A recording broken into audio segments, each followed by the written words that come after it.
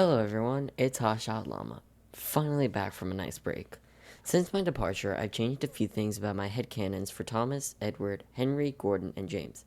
Some of what will be said was always there, and just wasn't stated in the first videos, and others were heavily inspired by Eggs Benedict Studios, with, of course, my own spin on it. So without further ado, here are my remastered takes on the first 5 engines from Thomas & Friends.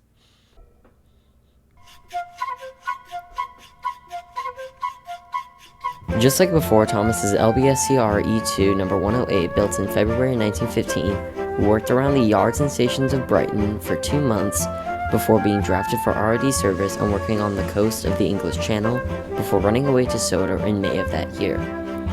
Then in August, he was purchased by the NWR and became its number 1. While he was a shunter at Tidmouth in 1918, he had an accident where he fell backwards into the sea. His rear running board was flattened out to accommodate for this, and his bunker was modified into a more millet design, similar to what a 3F Ginty has. In 1941, when the war came to Sodor, he and the other engines were painted into a temporary wartime black livery until 1945. Then in 1960, he had the breakfast incident, and his front running board was flattened, and aesthetically, that's all I changed for Thomas.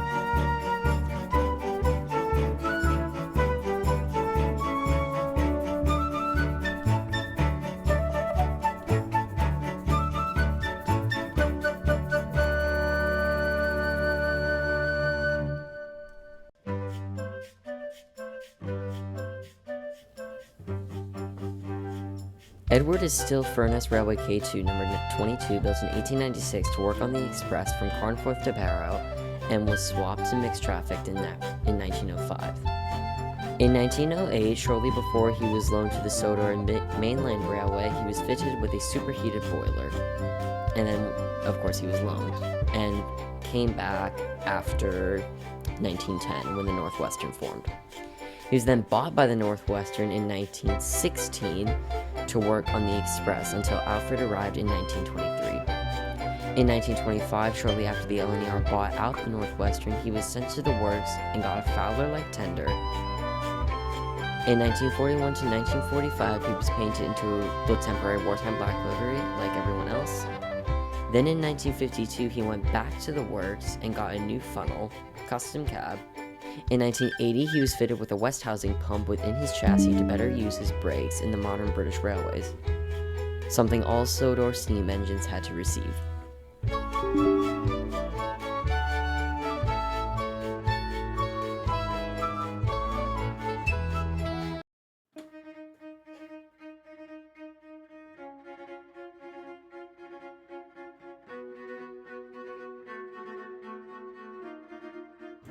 Henry is still an unused Gresley design built in 1919 along his brother Horace, who hasn't changed at all, and then was adopted by the GNR and later LNER before being sold to Sodor in 1923. When he was purchased by Sodor, he was put to heavy goods work to replace Winston, who was getting very tired of the increasing traffic. In 1925, in rebelling and having to constantly be sent out in a slew of tropical storms, he stuck himself in a tunnel. He was there for 3 days before he had to get the express home after Gordon failed. In 1932, he was given special Welsh coal to help with his steaming problems, and it worked very well. However, it was expensive, and so just before Christmas 1934, he was rebuilt into an LNER B1, and his steaming problems were no more. However, not long past the new year, he collided with the back of a midnight goods train and was so severely damaged that he had to be completely rebuilt. Entrusted to Stanier, he was rebuilt into an LMS Black 5. Like the others, he was painted into a temporary wartime black livery, and in 1980 received the West housing pump.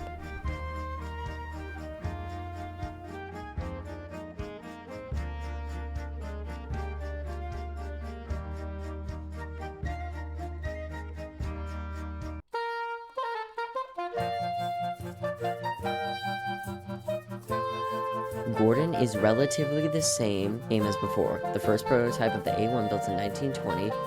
Only difference is that unlike before, how it was just a straight up A1, in this new remastered headcanon, he had a slightly different valve gear and driving rod arrangement, so Gresley had to build a second and final prototype, Great Northern.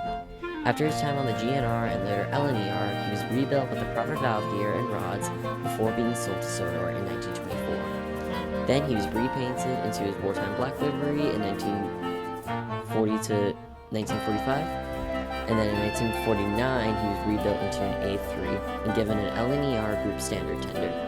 And then of course, he also received the West Housing Pump in 1980.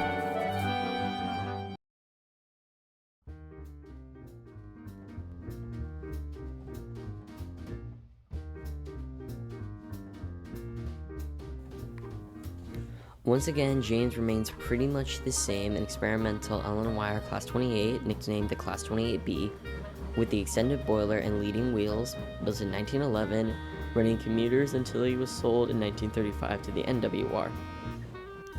After his accident on his first day, he was repainted into the new version of NWR Red and given proper brake blocks on the top of his front splashers, and given a Fowler-like tender the same kind as Edwards, and he worked mixed traffic for the NWR ever since.